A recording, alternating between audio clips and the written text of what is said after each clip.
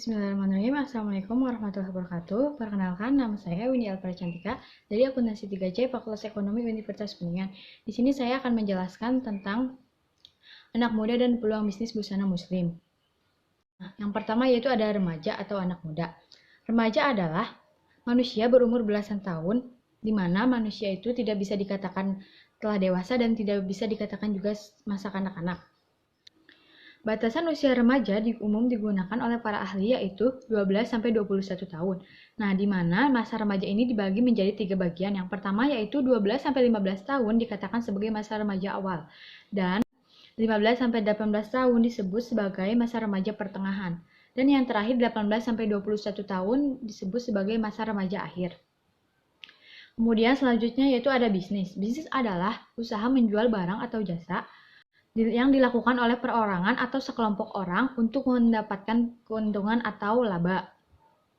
Kemudian ada peluang bisnis. Apa sih peluang bisnis? Yaitu sebuah kesempatan untuk seseorang dalam menjalankan kegiatan bisnis dengan tujuannya sama, yaitu untuk memperoleh keuntungan atau royalti. Kemudian di sini ada strategi pemasaran bisnis busana muslim. Yang pertama yaitu ada survei. Nah, sebelum kita melakukan bisnis, sebaiknya kita melakukan survei terlebih dahulu. Kita harus mengetahui di zaman sekarang model baju yang kayak gimana sih yang cocok untuk digunakan. Yang kedua yaitu ada membuat brand. Nah, kita harus membuat sebuah brand yang namanya itu unik, bisa diterima oleh masyarakat. Yang ketiga yaitu ada harus memilih tempat yang strategis.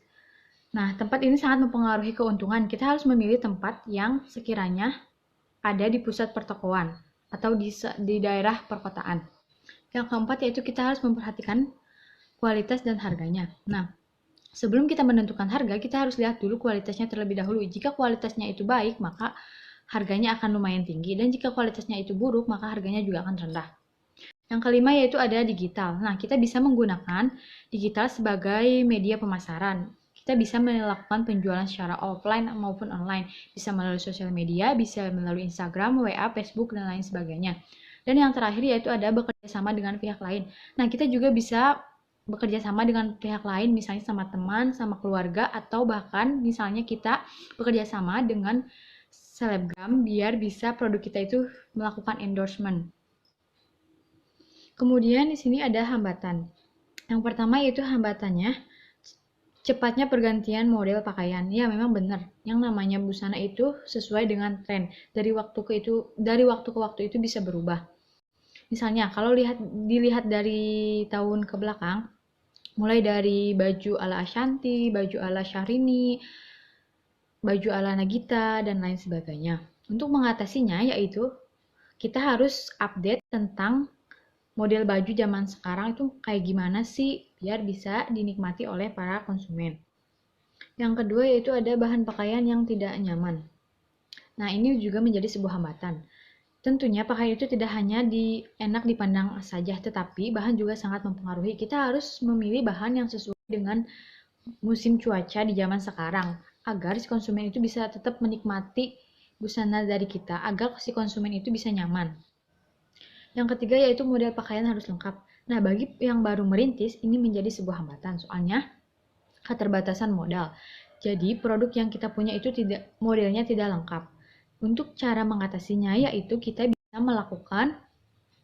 bisa menyediakan katalog online shop lain yang terpercaya. Jika ada pembeli yang ingin membeli, kita bisa meminta pembayarannya terlebih dahulu. Yang keempat yaitu ada persaingan harga. Nah, untuk mengatasinya yaitu kita harus membuat si konsumen itu nyaman terlebih dahulu terhadap produk kita, agar segimanapun ada pesaing yang harganya lebih murah, si konsumen itu akan tetap menikmati produk dari kita. Terus selanjutnya itu ada keuntungan bisnis busana muslim. Nah, yang pertama itu ada sesuai tren. Nah, ini merupakan sebuah keuntungan bagi kita yang menjalankan bisnis busana muslim, karena jika kita mengikuti sesuai dengan perkembangan zaman, maka bisnis ini akan terus berkembang. Kemudian yang kedua yaitu ada kebutuhan banyak orang. Ya, memang benar. Yang namanya bisnis busana muslim memang kebutuhan banyak orang, baik wanita maupun pria. Di mana orang-orang ini sangat membutuhkan busana. Apalagi sekarang bentar lagi kan mau lebaran. Pasti setiap orang juga sangat membutuhkan busana muslim untuk dipakai di hari raya. Yang ketiga yaitu ada promosi mudah. Di zaman sekarang, promosi bisa dilakukan melalui sosial media. Yang pertama bisa melalui Instagram, WhatsApp, Facebook, misalnya di Shopee, dan lain-lain. Yang keempat yaitu modal yang terjangkau. Untuk melakukan bisnis ini tidak memerlukan modal yang begitu besar. Yang terakhir yaitu bisnis ini bisa berjangka panjang kalau kita bisa mempertahankannya. Karena bisnis ini berbeda dengan bisnis makanan yang cepat basi. Jika kita bisa mempertahankannya dengan cara sering mengupdate sesuai dengan tren di masa kini, pasti bisnis ini akan bertahan lama. Di sini saya ada sebuah video yaitu seorang wanita yang sedang menjalankan bisnis busana muslim. Langsung saja simak videonya. Di Indonesia Syariah Economy Festival, Medina Zain menampilkan koleksi busana muslim teranyar. Kamis 14 November, istri Lukman Azhari memboyong 8 busana muslim bertajuk label hasil inspirasi pakaian era 20-an yang dipakai perempuan Prancis. Adapun koleksi wanita 27 tahun terdiri dari maxi dress bersiluet A-line dan H-line, menggunakan bahan satin tile bercorak polkadot. Dengan warna-warna pastel seperti dusty pink, lilac, nude, dan soft grey membuat pengguna terlihat anggun. Perempuan kelahiran Bandung juga menyulap kain-kain sisa. Di koleksi terbaru, kain sisa diubah menjadi bros berukuran besar menyerupai aksesoris pada topi corsage ala wanita Eropa. Untuk hijab, Medina Zain memadukan ciput serta kerudung tipis. Seperti diketahui, dalam bahasa Prancis, label mengandung arti cantik.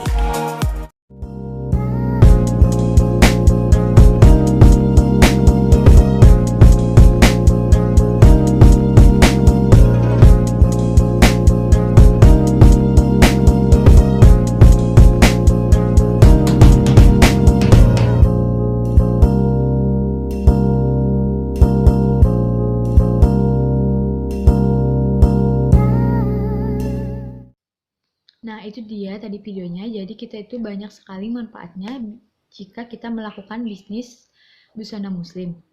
Nah, kita juga bisa memanfaatkan sisa-sisa bahan yang tidak terpakai untuk dijadikan sebuah bros.